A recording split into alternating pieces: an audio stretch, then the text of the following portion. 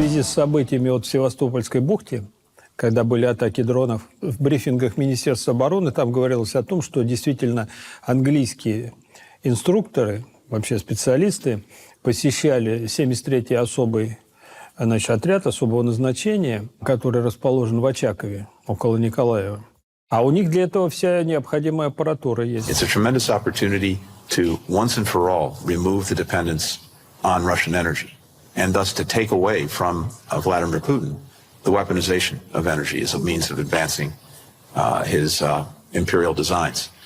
That's very significant, and that offers tremendous strategic opportunity for the years to come. There will be no longer a Nord Stream 2. We will bring an end to it. And control of the project is within Germany's control. We will, I promise you, we'll be able to do it.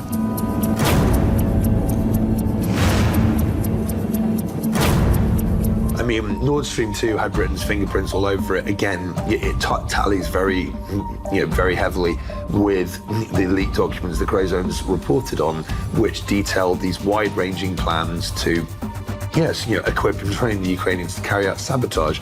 Mere weeks before Nord Stream 2 was damaged, the Royal Navy was formally giving the Ukrainians training in deactivating mines using underwater drones. Вообще, Grey Zone можно доверять? Безусловно, можно. То есть это сайт, руководителем которого является достаточно известный журналист Макс Блюменталь. И отец его был советник президента Клинтона. This is how the relationships map.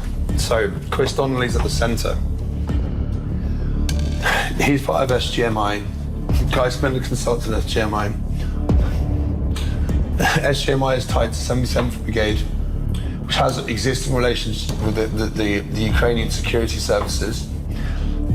As does Chris Donnelly. The 77th Brigade played a key part in training. Chris Donnelly is perpetually at the center of this web.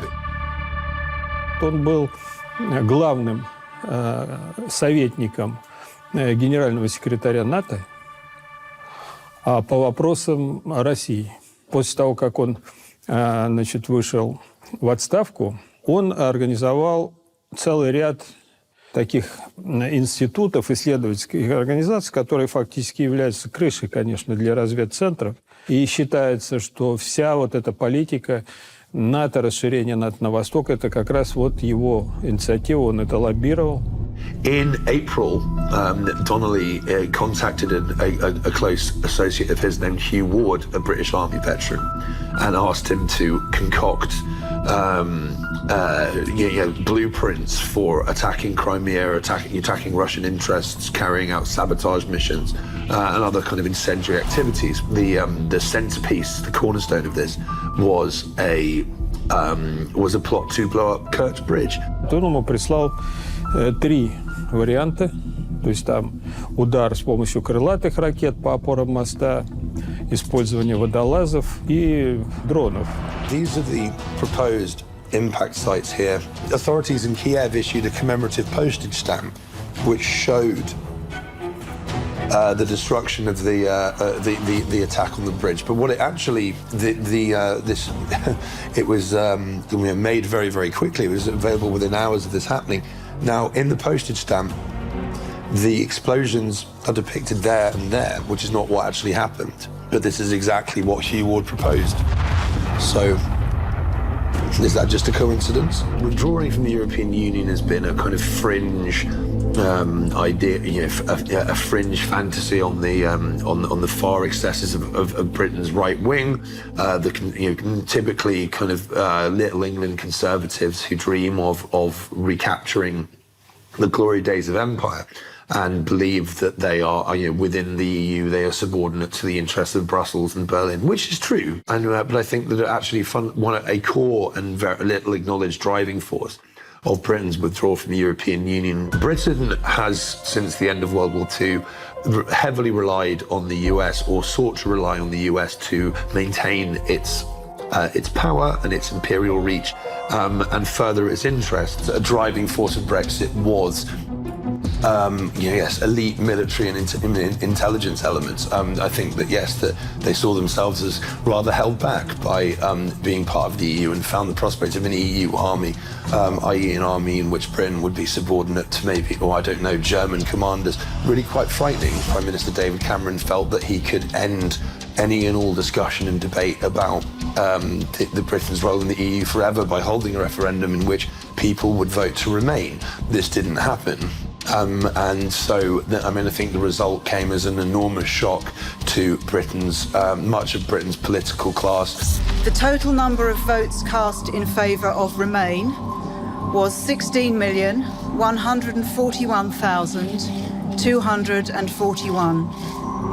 The total number of votes cast in favour of Leave was 17,410,742.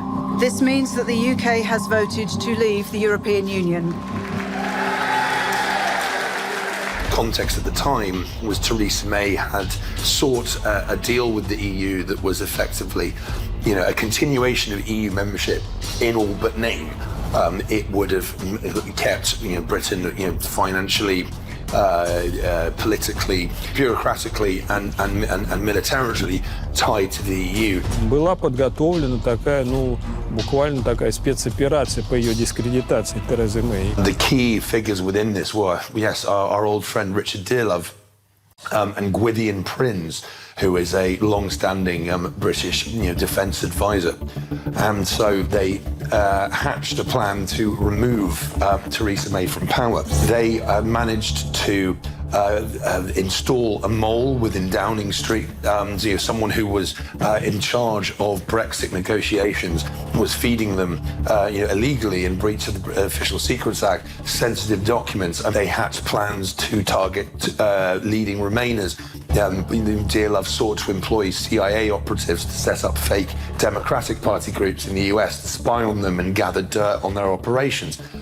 They sought to spy on the civil service and leak damaging information to the media. There's a very, very striking email that was sent to Jacob Rees-Mogg, one of Boris Johnson's closest confidants, laying out a very clear blueprint for Johnson's first months in office, which included removing the whip, so to speak, i.e., expelling Conservative MPs who refused to back a hard Brexit.